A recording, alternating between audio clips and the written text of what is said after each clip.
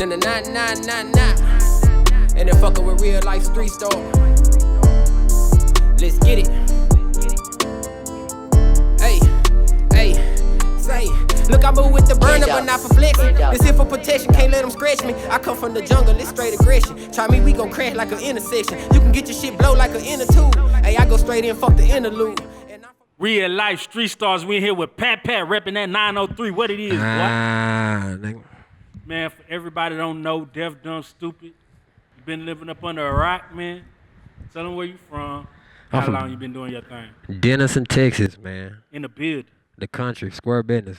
Grayson County, I don't know if y'all know Denison, but it's a little small town. But I'm 30, man. I've been doing this a long time. I think I made my first song when I was 14, bro. Woo! Yeah, long grind. I just finally I had to finesse everything. I had to learn, you know what I'm saying? Everybody that starts at that age, they have a story of, when they start taking it serious. Tell us about, when you start taking your music serious and around what time that was. Man, it's kind of a long story, but I'll keep it simple. Man, I was real raw on that football field, bro. Like, square business was the truth. And out of nowhere, my senior year, I was already making music, but for fun. So I didn't take it serious. We was actually recording at his studio when I was 14, 15 years old, like I said, when I first started.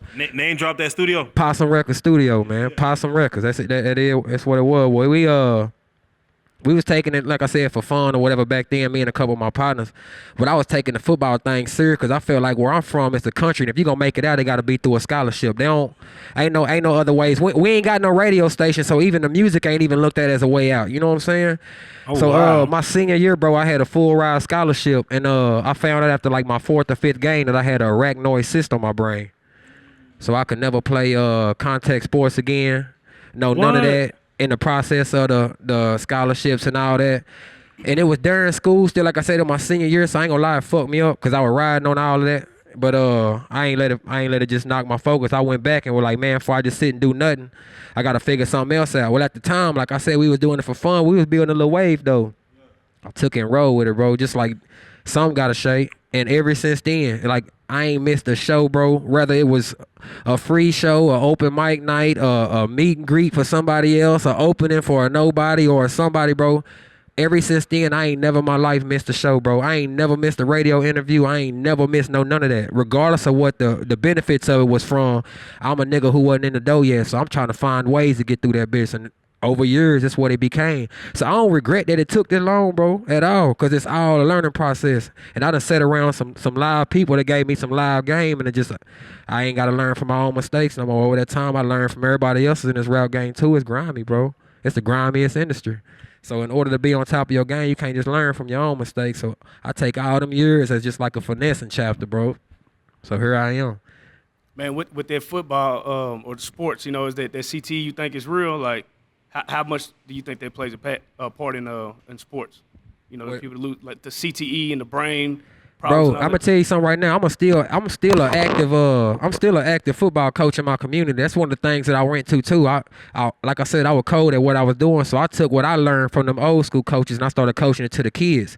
So we ended up opening our town up to get a little travel team, and we go to the championship every year. But I tell them, equipment and the right coaching, it matters, because we grew up with the wrong equipment and was taught to go in head first, and the louder the pop, the harder you hit them. At the end of the day, we was messing up, bro. I probably done had so many concussions, I can't even count them, bro. Yeah, it's funny because, the uneducated just hop up and be like, nah, I'm good, I'll shake it off, and they don't know that. but you don't know. That's why I said this cyst came out of nowhere. The doctors couldn't even tell me how long I had it. Man, so for all I look at it like, man, it could have been one more game, it could have been 10 more games, but I didn't want to be that player that was laid out on the field, bro. Like, you know what I'm saying? Real talk. Then man. I had this one. Yeah, see, we see you got your biggest fan right there with you. Now, when I had her, this is my only child right here. Yeah. That's my biggest fan. When I had her, I can't just put it that the music got serious, life got serious. Real you know tough. what I'm saying? Like even when the music got serious to me, I still had lanes I was playing in and you know what I'm saying? But when she came, it was like, no, something gotta shake. It's life or death. You know what I'm saying? Yeah, it's real talk. Perspective, man. But she look up to it though, so if I don't do it the right way, it's gonna make her feel like it's something she might not want to do. And I try to tell any kids, man, if you are any kind of talented in this music industry, man, pursue it. It don't matter if it's singing, country, bro, playing instruments, pursue it, because at the end of the day, they say what's the highest paid in sport? Baseball. Baseball, yeah, I think baseball, yeah, that many games. Man, they ain't getting no rap money, bro. They ain't getting no rap money. You know what I'm saying? Like they ain't getting not having fun with it. They ain't getting no music money, but I ain't just talking about just every rapper though. I'm talking about the ones who build that brand to where they show money good, they sell, you know what I mean? The ones who getting all that, they been doing it for 15, 20 years, you know what I mean? So it come with it. But you got the new wave people that's happening overnight for them, bro. For real, you say any kind of music. I seen the little white kid yodeling. He made it big off of yodeling. Yeah, from Walmart yodeling. That nigga he getting booked for shows and whatnot. Man, I see you got the 903, man. So I mean, you putting the whole not only city, but you put a whole area of Texas on your back, man. Tell us about, for those that don't know about the 903, man. It's just from Denison to Palestine. I mean, just tell us about what people don't know come out the 903, bro. as It's far as music wise and everything else. We a whole different wave. Like from Tyler, like every part of the 903 got its own wave. And what I can say, out of every artist from the 903, I can't name nobody that got the Young Thug sound or the So if you think about it, a lot of artists you can't even tell where they from no more. You gotta ask, dude, man, your shit, you kind of jamming, where you from though? Cause he sound like such and such and such and such. You could tell when somebody from the 903 though, cause we don't put nothing on our voice. We keep it rugged. We from the country. So as far as all that Bugattis and that chains and all that extra, ain't nobody down there riding like that, bro. So we rap about that real shit, cause that's the only thing we seeing and living. So we look at it that way. Either you gonna make it out or you not. But as far as the 903 area, you gotta think. You got Dallas is 214, right? Right. And you got all these different sides of Dallas. Right. Down there, the 903, we the area code just like down here, but you got all them different sides of 903. But down here, they say different sides be hating on each other and all that. Down there, it ain't too much of that. So if a nigga from over there shining, like everybody with it, because as of right now, the whole 903, I don't care if you from Sherman, Denison, Tyler, Greenville, anywhere down there, it's really not been on the map, bro. Yeah. You can't, every interview I go and I tell them I'm from Denison, I'm still kind of having to tell them, like, you know where McKinney at? We like a little north of there, like, because they still trying to learn. So I feel like at the end of the day, we ain't got no radio stations, no none of that. So until one of the artists pop and bring it to that area, hell, we're going to have to keep just putting it in their face, man. Yeah, I was going to say, because just listening to your project, Nawf Baby out now on iTunes, all that, Spotify. Nawf Baby, man. Go grab that. You know what I'm saying? The first song I heard was 903 Texas. You know what I'm saying? And just listening through your whole project is some shit that you could ride straight through. You know what I'm saying? But one thing that is consistent is you got a Texas-ass sound. Like, if I was to hear it, I'd be like, oh, he from Texas. Yeah, sure. And I pride on that. Yeah, so I was going to ask you, who are some of the producers you work with, you know what I'm saying, on this tape? Like, is in the beat. Yeah. Who made the production? Man, I got a lot of my beats. Man, to be honest with you, I try to get everything that I do locally in some kind of way before I go outside. So if it's somebody from the 903 that's cold at the beats, why not get his beats? You know what I'm saying? So Young Yeezy, Lil Earl, they make a lot of my beats. I got some beats from a guy named King Carter. He live with the beats. Man, Rashad Green.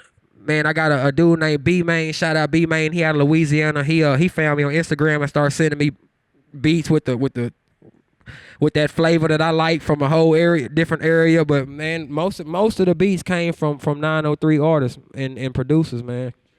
Real but tough. Yeezy and that's the main ones that he got my feel, man. He know what I want. I call him and tell him, bro, I need 2-3 beats.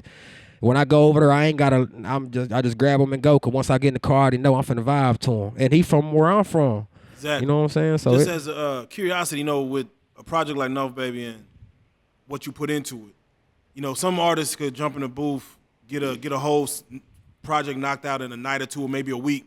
Some of them take their time, would it be like months on end? Tell us about putting Nawf Baby together, how long it took. It took me the ins and outs of that. I ain't sugarcoating nothing. It took me 2 years, bro. That's probably why it sounds so real. good. But to be completely honest with you, I told you I started rapping when I was 14. I've never made an album, bro. I've never had a CD that consisted of beats that I bought and paid for, that somebody actually made for me, that was mine. I spent my whole life spitting raw verses, bro. I'm talking about going in on internet beats. I can't claim nothing to none of that. And then if the shit blow up, 9 times out of 10, somebody who made that beat, he gonna come looking for you. So I didn't know none of that. Like I said, it's all been trial and error. He was gone 10 years. So during that 10 years, I'm out there as it is. Me and my other partner, just whatever it take, whatever we learn. So when he came home, he was telling me like, nah, bro, in order for you to push yourself on the right ways and to get music buying fans and stuff like that, you got to put yourself on music buying platforms. I wasn't on to the iTunes and all that. I was worried about making CDs and passing them around. You know what I'm saying? So you can't put none on iTunes and all that, bro, if you don't own everything to it. Nope. So I had to go and do all that and get my rights to everything. And and the songs that I had over the last few years that I thought had a big buzz, I had to go back and find an original beat that was kind of similar to it and try to save some of them. And it's been a 2-year process, bro. So tell us, in the span of your career, you know, you seem like, you know, you're a full-time father, parenting, you know, just growing pains, period. What just kept you motivated to keep doing the music? Because a lot of times, you know, we people will fall victim to the, you know, just life. I mean, I still do sometimes, but at the end of the day, I try to just keep the main focus that I know I got talent in what I'm doing. And I've been doing it this long, so I don't care if it take another 10 years, I'm going to keep pushing because I personally feel like I got my own little wave with it. And if nothing ever shake from it, I'm cool. I still work. I still positively go out and get my own, you know what I mean? But at the end of the day, I feel like I got to give it 100% because when it come down to it, ain't no day promise, bro. And she old enough to know what's going on, but she's still too young to where if something was to happen to me, she'd be left with nothing. You know what I'm saying? And I ain't that type of person that could live with that on my mind. So every day I'm trying to put something towards that so she could have something to go with or some kind of door open for her when she old enough if she want to go through that door or whatever. I take everything serious, bro, and I don't put nothing off for tomorrow that I could do today. And y'all probably heard that before, but I live by that, like square business. I get up every morning. If I ain't got nothing going on, if I ain't got nothing with the music stuff that week is going to produce me any kind of money, I'm going to make me a post, $200 features or whatever. Somebody going to bite on them, bro. You know what I mean? And there's some people riding that way that's going to send it in because I'm not going to sit and accept nothing. That just is what it is. That's a fact. But one thing I know for sure, she see, without even seeing nothing negative, she knows she got somebody ahead of her that's going to make sure every day he go out and in the honest wise going to come home with some money. So my baby not going to be sitting and accepting nothing. You know what I'm saying? So that's just what it is. And I ain't never been on no child support. No, none of that. I ain't down talking none of that because you never know the reasons for being on it. But like it really was an eye-opener for me, and she been under my wing ever since. And her mama from 12 hours from me. Yeah, I've been doing this from 2 states, bro. Yeah. She live in Evansville, Indiana. Yeah. Yeah, man. And been doing this for the last 6 years. Yeah. I ain't missed a summer, or a spring break, a birthday, no, none of that. I mean, I can't let nobody else take my place, and I can't let my talent not be a way to let her see that she might want to go either. You know what I'm saying? And that's what life is about at the end of the day. You know what I'm saying? Yeah, real shit. Man, that Nawf Baby though, man. Man, I jammed, you know, like I said, it's one of those things you can jam straight through, man. My personal favorites is 903 That's my favorite song. You know what I'm saying? That bitch came in hard. That's my Everything favorite straight, song. that sample on there. I don't know what sample on there that was, but that it's like almost like a remake or something.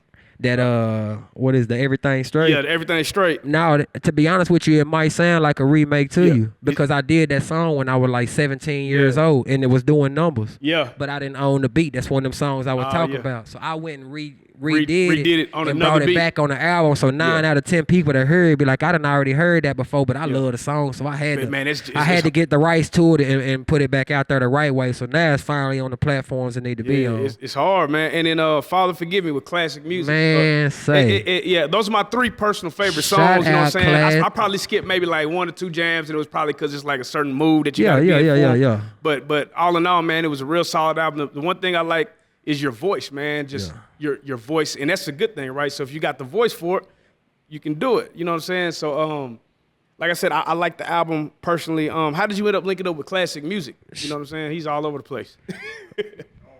The manager put it out. Yeah, he called me one day and he was like, man, you want to, I think I had a song that Father Forgive Him. I had already had the hook to it or whatever. And I was trying to find somebody to sing. And that's another thing. I write choruses and stuff for other people's voices. And I just personally won't do it because I got a sound in my head that I want to hear. I'm just not going to be the one to record it. And I couldn't find nobody for that chorus. And he found Classic. Right. He was like, man, I think you need to try this dude. So I was like, I heard a couple of his songs. I sent it to him. He flipped it. And brought it to life, didn't he took the hook and that ain't even how it was. Like I'm talking about, bro, I fell in love with it, man. Shout out Classic Music. That's an artist right there, bro. It's an artist, bro. he rolled that beat and put his own touch to it and his own flavor to it, and it took a song that I knew would pop the way I had it and brought it back to me in a different way that I even thought to look at it, and I went, bro. Yeah. Shout out classic music. And 903 Texas, you was just ferocious on that bitch. Like I had some shit. I feel like we be getting slept on, bro. Well, yeah. But but some of that reasons because people are down there allow themselves to be, but they gonna quit sleeping on 903, bro. Like real shit. Do you feel Adrian Peterson didn't put on for the 903 like he should? Who? Adrian Peterson. You know he had I think he had a Palestine. Y'all don't hear too much. You see, about I said who? I ain't never heard nothing 903 come out his mouth. Man, ever, facts. Man. These are facts. Now, what Jamie Foxx? He from Tyler, right? He from Tyler, yeah. He rep Tyler though. He rep Tyler to the fullest. Man, to the end. That's one thing I do not understand why people don't rep where they from, bro. If you born somewhere, I don't care if you moved when you were 1, my nigga. You from there. You from there. You grew up down here though. You got to rep where you from. I'm from Denison, Texas, bro. I've been there my whole life. Population probably 32,000 people at the most. That's kids and all. Everybody know everybody. Let's say that, record label, Def Jam came at you, they gave you the bag, you know what I'm saying? They said, hey, I want you to put together a label, man. I want nothing but the 903 cats, man. Who you scooping up, man? Who I'm scooping from the 903? Producers and artists, you know what I'm saying? Some of my partners that I'm scooping up don't even take that rap shit serious, but something like that will make them because they bars are just amazing. I got my partner K-Watt, man, he got to come with me. We got another artist just come out named Paint. Everybody that's on my album coming. Paint, Tate, all them. Man, out of the other areas, man, I like Blaze out of Paris. We've done some work together. Y'all heard of 3G Slash out of Paris? I ain't had a chance to work with him, but we done met a couple times, and dude got some fire tracks. Who else we got down there? Man, we got a lot of people from the Sherman area, Boss Park. I don't know if y'all know him. Man, it's... Bro, the list goes so long, bro. Mees, I got my partner Mees, Young Mees. He doing everything. He make clothes and all that, bro. He trying to find his lanes, man. I feel like we got a lot of artists down there. I just have to pick and choose the ones that really just take it serious. You know what I'm saying? My homeboy Ro go hard. Man. I don't know. As far as like 903, I don't know really no artists from Tyler or nowhere right now that's really, or no a lot of the places that's really just trying to take it, you know what I'm saying, that's making too many waves. But I know Paris is putting Paris on the map. Sherman and Denison is putting Sherman and Denison on the map. And it is like that. So even though we all might not know exactly what each other got going on, it ain't never on no hating shit. When we get wave to it, we gonna support it. You know what I'm saying? So if it's something like that was to happen, to answer your question, to be honest with you, my nigga, I'm gonna tell all the artists from 903 shit, meet me here, such and such, and we gonna sit here and chop this shit up, and hell, we gonna figure it out from there. But everybody gonna get that opportunity, my nigga. If they rap, sing, or whatever, he don't want to give me that pass.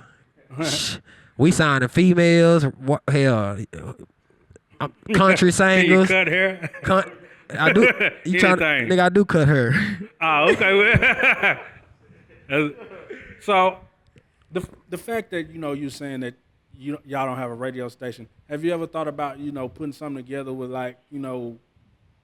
because it don't take much to really start one. You know what I'm saying? You just gotta have the equipment. I'm gonna say this publicly because it ain't nothing to hide. Everybody down there know, bro. Our community, like the cities, they don't want us to have shit like that. Oh. Like anything that they think we having to progress or promote or push ourselves as far as like this hip hop, it don't matter. They not really with that. All of our clubs has been shut down. Every single thing to do with any kind of night bar, anything where people can come and perform on weekends or have open mic nights. If it's anything to do with hip hop, that shit is shut down. If anybody come and try to open any kind of lane towards that, they got a thing called Main Street on Friday nights, like he said. And every Friday, they got a pavilion down there, downtown Maine, and they got all these artists from wherever, country singers come, sing, put on. Everybody in the town come sit their lawn chairs out, eating and whatever. Bro, we really had that idea first. You know what I'm saying? And he went down and tried to talk to the community about it, and a lot of people was with it. But when it come to the head board people, they was like, nah, I don't know if something like that would work or this and this and that. It wasn't probably 2 months later, they got Friday night music on Main at the same place, same everything, but It's been going on for about a year now. I ain't seen one hip hop flyer yet. They don't ask for it. They don't promote none of it. And like I said, every time somebody's if we was to open up a hip hop radio station, bro, it's going to have to be somebody with the knowledge in there from out of town that's going to come down there with that mindset that I don't know what y'all rule, but y'all can't come shut this down. We moving this the right way, because down there, they going to come pull niggas' backgrounds, the this and that, and any way that they can to try to shut it down, bro. They use the sound ordinance at every studio anybody's tried to put up. The neighbors hearing the music, and really it just be because people can pull up and sit on the cars and chill outside. You're not finna go out there and make nobody leave, bro. They spending money there. They coming in there and recording. These artists that record there on the regular. You know what I'm saying? If they ain't beefing, it shouldn't matter what's going on. If ain't nothing bad going on in the parking lot or nothing, it shouldn't matter. But they gonna pull up, man. The neighbors say they heard the music from the studio over here, so y'all can't do this. And before you know it, get shut down, bro. So it ain't that nobody down there want to or couldn't. I just feel like every time that it was tried, it gets snatched from them before anything is ever even put into play. We got a radio station down there. Yeah, nah, it's, I mean, you know, 93. What is it? We hear underline kind of what you're saying, you know, on the they don't play nothing on the underline of that day.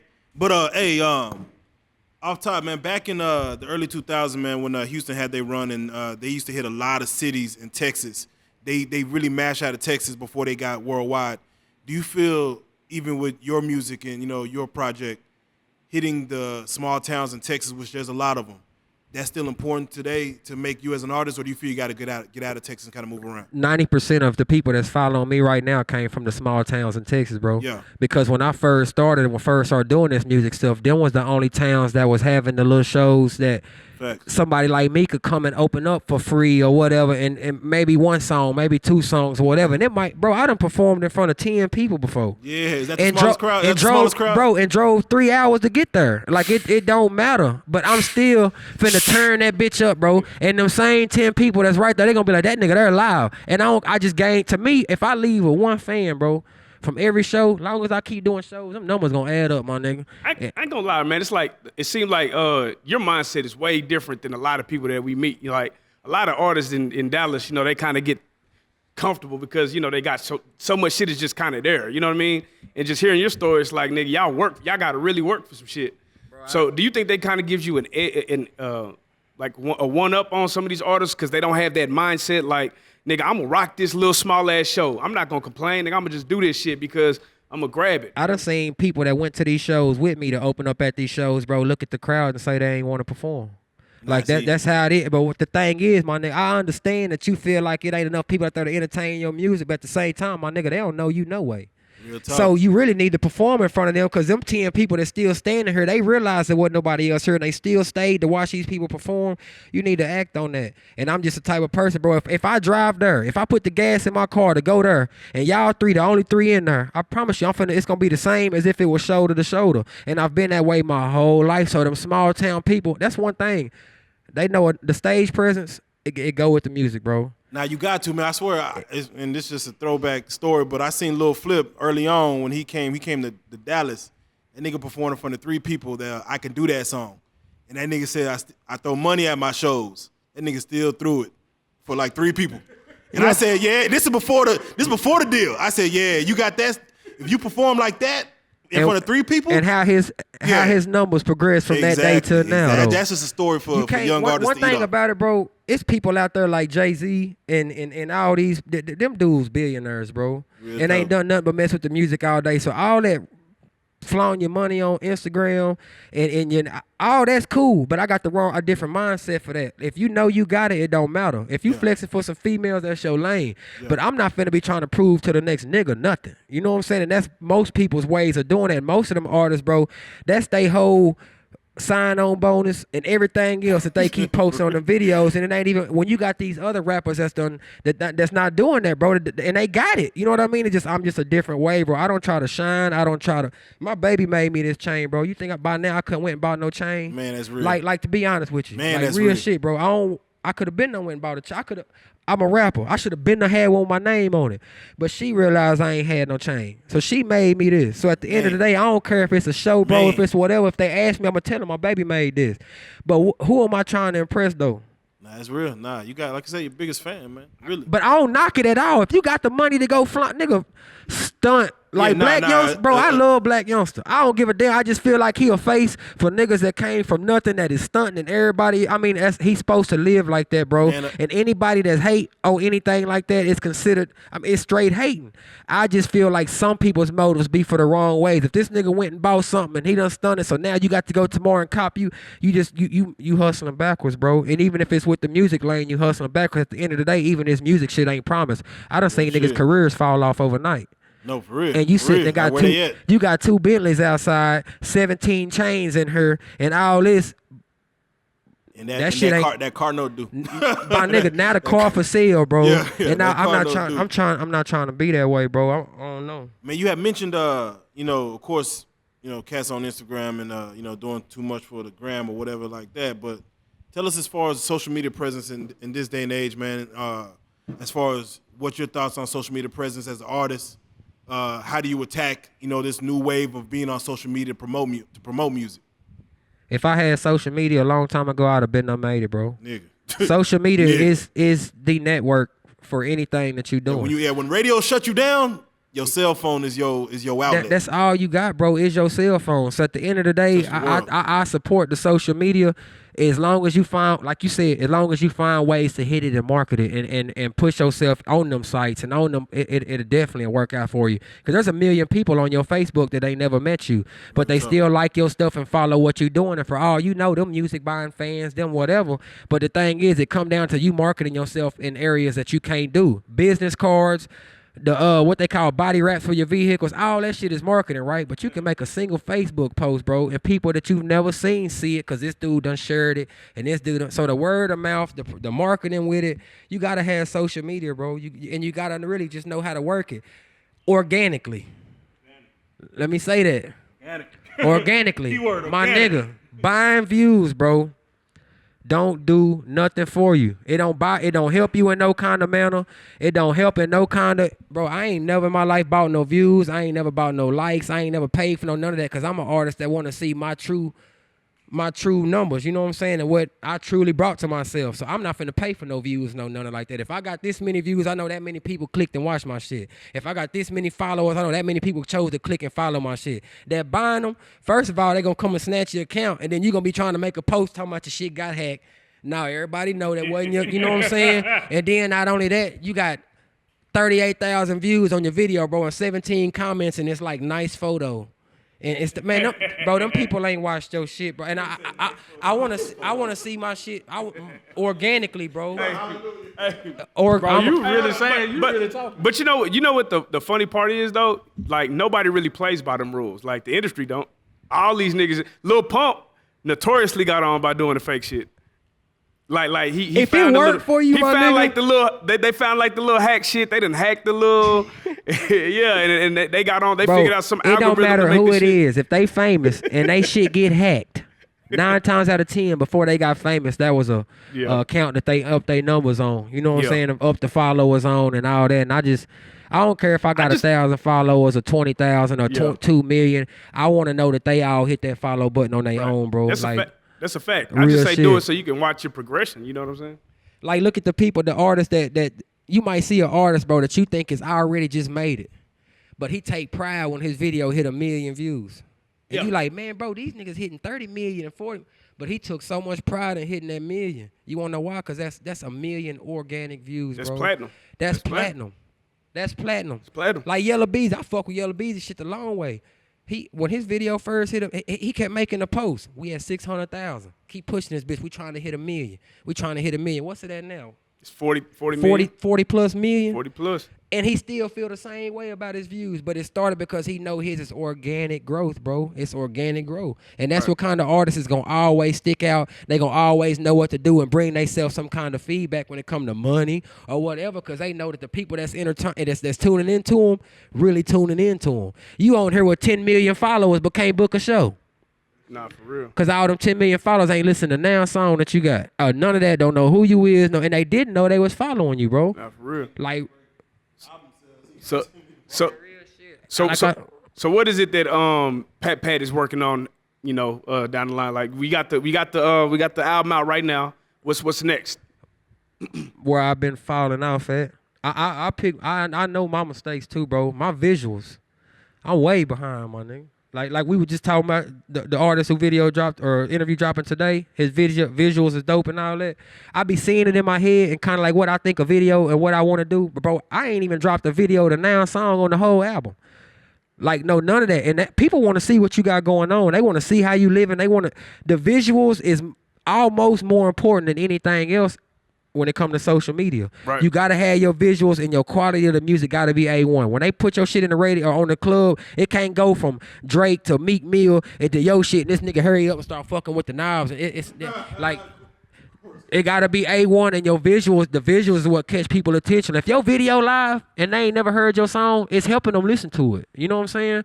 And they go back and listen to it. They realize, yeah, that whole jamming. So that's what's next for me. I feel like that album, I'm trying to capitalize off of it right now. I'm letting it push itself on all these platforms.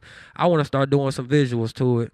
Start like the 903 text. I'm going to probably drop that video first, then the Splinter Cell, do the one with Classic. Not all the songs, but just some to try to bring some more attention to that album through visuals. That's what's up, man. Plug the album one more time for those that don't know where to go Man, get that. Nawf Baby.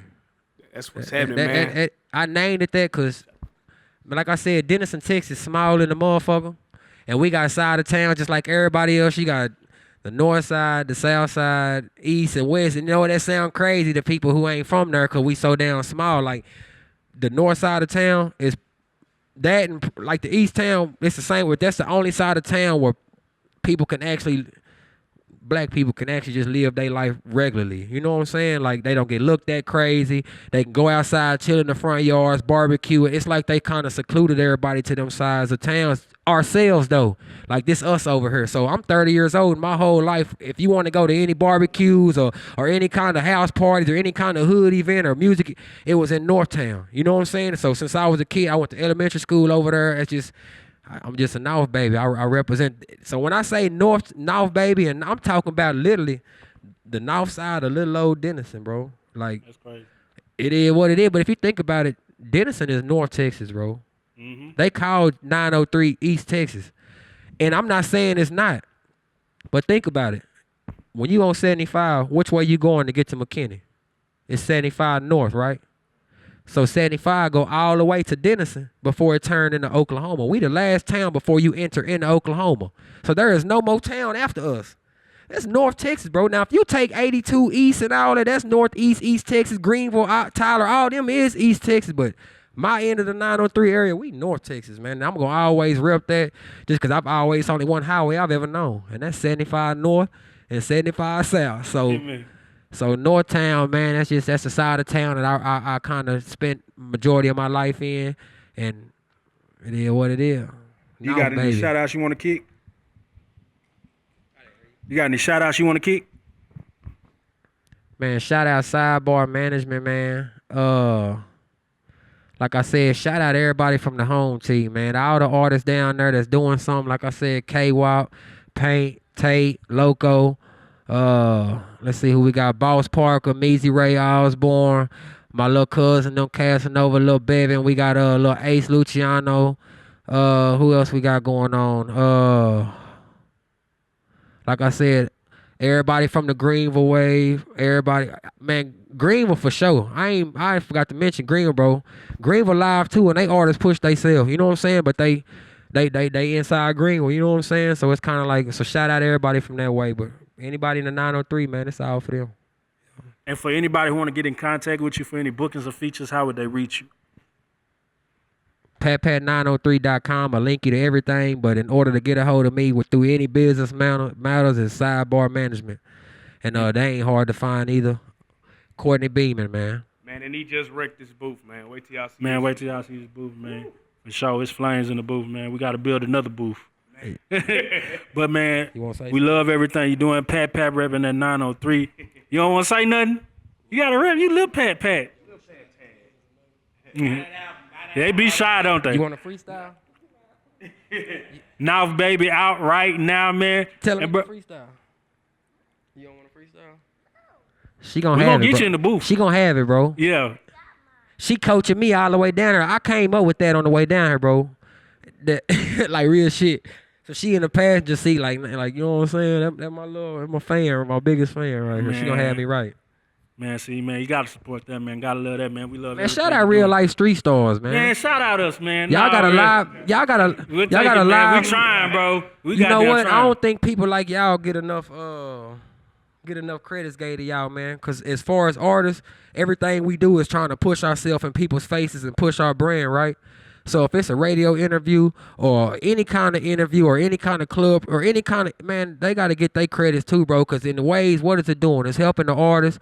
It's helping y'all. It's helping everybody. But we got to make sure that y'all know y'all worth, you know what I'm saying? And when it come down to it, I support and appreciate anybody that want to interview me. I'm coming. We going to talk about that real shit. I ain't going to never sugarcoat nothing. And I just want them to know that, you know what I'm saying, they appreciate it too. Because we need that. Amen. We need that. Shout out, Pat. Pat, you are a real life street star, man. We salute you. I'm a freestyle. You gonna freestyle? Hit it. My name is Lexi. It rhymes with Bexy. You can call me either, but I'd rather be Lexi. My dad's name is Pat. My cousin's name is Lil Pat. And next I'll be the Lil Stack. Yeah. Man. Hold on.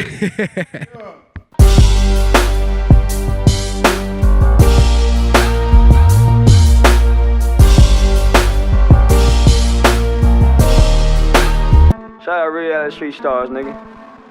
Move. Hey.